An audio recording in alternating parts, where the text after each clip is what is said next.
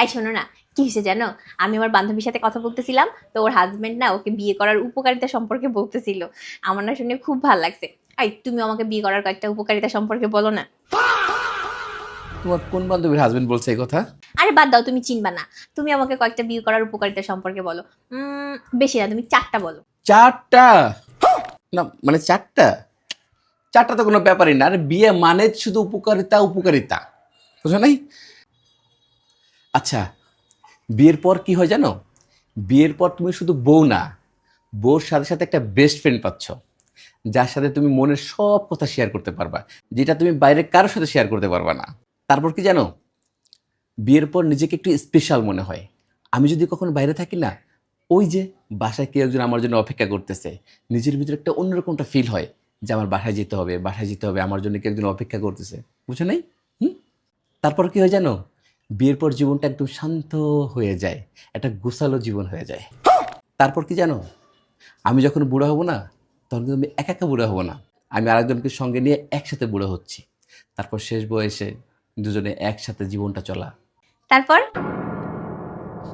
তুমি না বললা 4টা? 4টা হয়েছে তো। আচ্ছা, তাহলে তুমি এবার আমাকে বিয়ে করার 4টা অপকারিতা সম্পর্কে বলো। আরে দূরে, তুমি এটা কি বলতেছো? বিয়ে করার কোনো অপকারিতা আছে নাকি? আরে বিয়ে করার পর তো শুধু উপকার আর উপকার, উপকার তো উপকার। আরে কোনো না কোনো অপকারিতা তো অবশ্যই আছে, আমি জানি।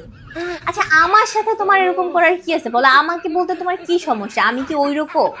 তুমি বলো, নিশ্চিন্তে বলো, কোনো সমস্যা নেই, বলো। বিয়ের পর বউর সাথে তুমি যেটা বেস্ট ফ্রেন্ড পাচ্ছ, ব্যাপারটা কিন্তু এখানে শেষ না। কারণ বাইরের কোনো ফ্রেন্ড তোমার বউ তো রাখতে দিবে না। অর্থাৎ তোমার বই ফ্রেন্ড, তোমার বই বেস্ট ফ্রেন্ড, তোমার বই সব কিছু।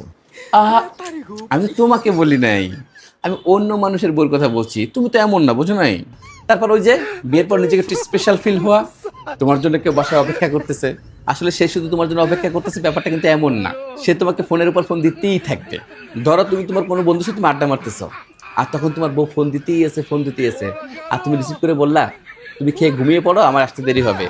কিন্তু সে মানলো না, সে খালি ফোন দিতেই থাকবে, ফোন দিতেই থাকবে, ফোন দিতেই থাকবে। আহা, আমি তোমার কথা বলি নাই, তুমি তো এমন না, আমি তো অন্য মানুষের বউর কথা বলছি। তারপর বিয়ের পর জীবনটা শান্ত হয়ে যায়। আসলে শান্ত না হয় তো উপায় নাই।